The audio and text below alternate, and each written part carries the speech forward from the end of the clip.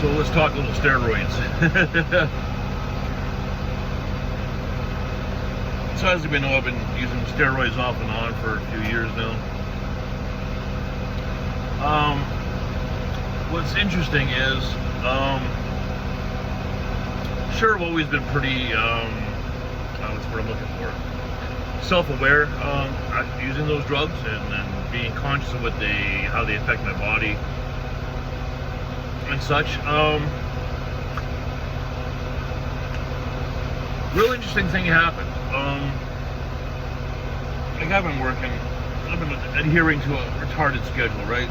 Get up at 2 a.m., hit the gym for 3, work for 6 a.m. and off work at 6, home by 8. So it's fucking pretty grueling, and I train the way I train. I train to failure, and I work out intensely. I work out, train every day. I had 52 years old, obviously recovery is a big concern. I never used to have really a problem with the recovery, right? Because,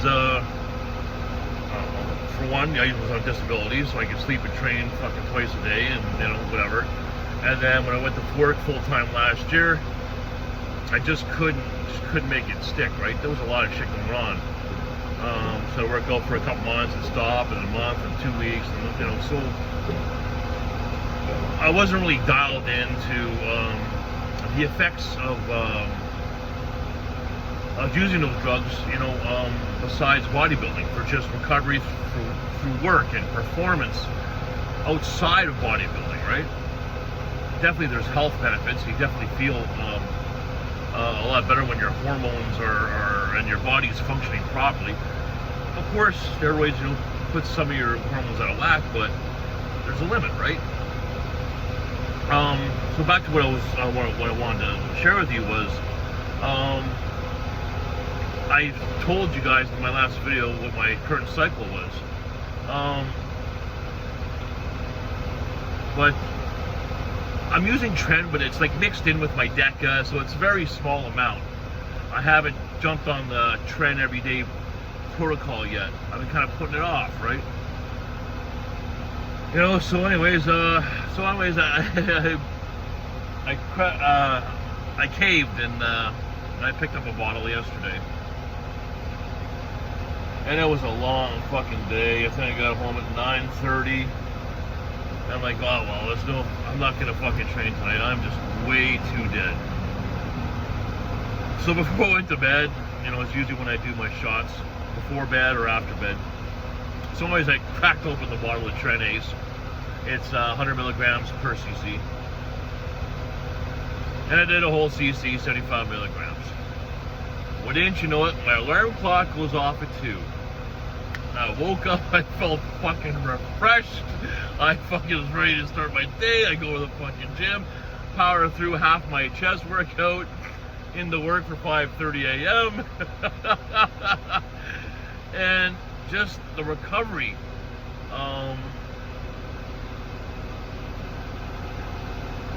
That drug brings is so noticeable.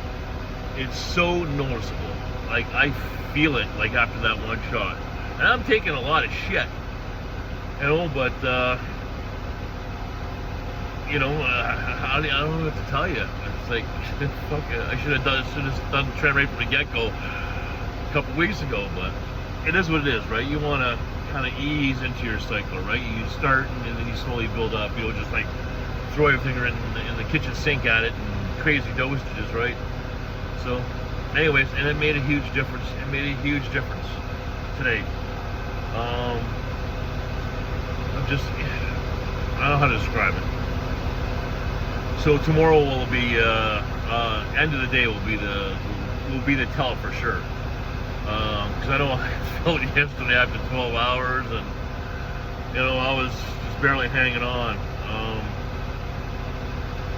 But now it's hard to describe. Anyways, if you've used Tren, you know exactly what I'm talking about.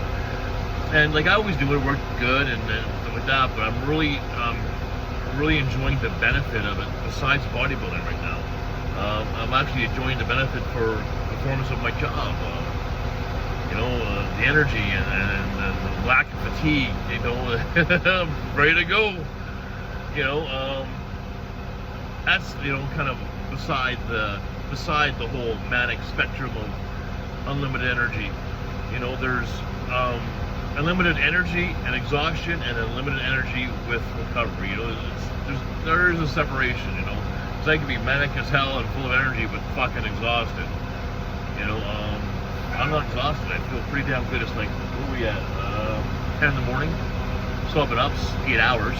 You know, this is the end of a 60-hour work week. Insane schedule.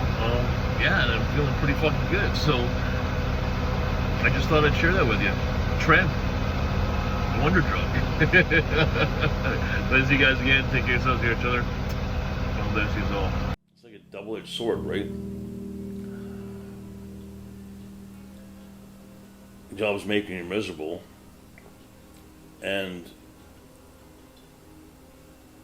you're trying to hang on to some sense of yourself and try not to succumb to your breaking your values or any of your morals. You know, so you're trying to play this game, this very dangerous game with your soul, you know.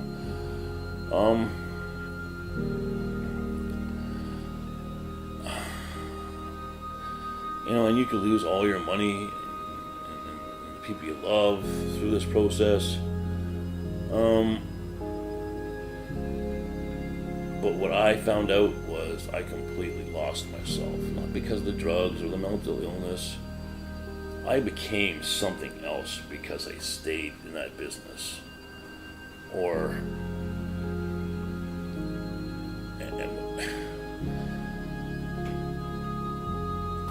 that was the toughest part, right? Because now that you're no longer in that business, you're left with this shell of yourself, like, who the fuck am I? I'm this now? Okay, well, what do I do? Oh, I know exactly what I'm doing, because this is the type of person I am. This is what I'm going to do, right? So you continue the same path, because now you've become this thing. And this thing is miserable and full of hate. And you're gonna be drawn to your next job that allows you to be that person, and that's what's happened to me, right? "Quote unquote" muscle higher. You know,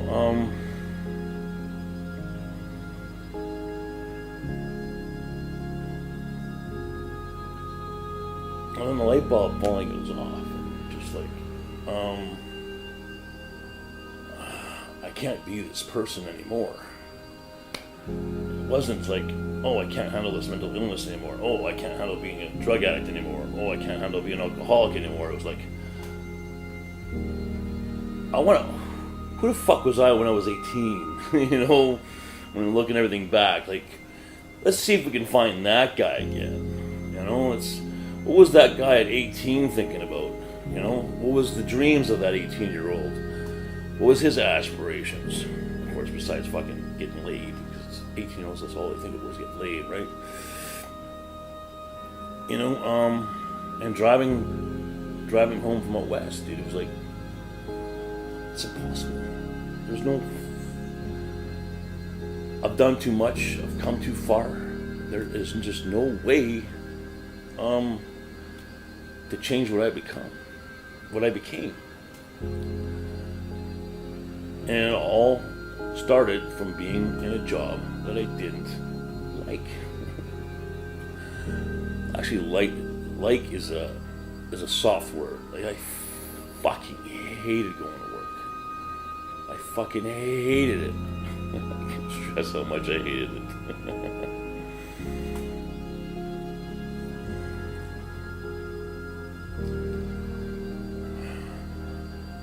And bodybuilding's always been in my life since a kid. Something always threw me off track. Even when I was Loblaws, you know, in the early days. Well, of course, my first memory of bodybuilding was Joe Weider's Bodybuilding Encyclopedia. It was like a package, you know. He had this book and charts and stuff. It was like in 1983. You know, and I always went back to it, and like I said, I could never stick with it, right? Like even when I got really sick when I was off, probably 2000. It was probably 2013, just a couple years before I was let go. I figured it out. I had figured it out. But given that situation at that time, I just couldn't pursue it. A lot of reasons. But that stuck with me. You know, I even remember saying in one of my past videos, you know,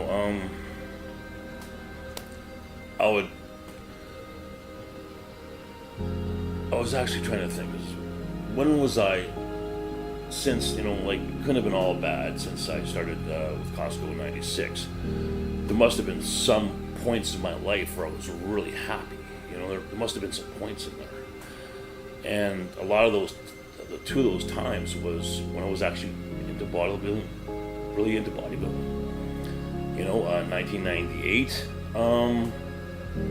me and my first wife were really into it. Like, we actually had a gym in our house, like fucking serious fucking gym. You know, I think we spent almost over 10 grand on it. You know, and then again in 2008, you know, working out made me happy, but just couldn't sustain it. I wouldn't make it a priority over everything else. My job always came before that. You know? Came before your happiness, your own happiness. You know, you have to plan for your escape. You have to, if you're in a shitty job, you know, and you want to follow your passion, you have to plan for it, you know. But what you fail to say is it's going to be a hell of a lot more than that. It's going to be, you have to take a pretty good look at who you are now, you know. And that was probably one of my biggest challenges. The job became who I was. Like, that's what it was. This character, this turbo, this number one. You know, there was no Scott outside of work and Scott at work. It was the same guy. You know, living the same story, living the same craziness. There wasn't a separation. There wasn't a home life and a work life. You know, that was the hardest part. Was, well, this person doesn't know how to do anything else.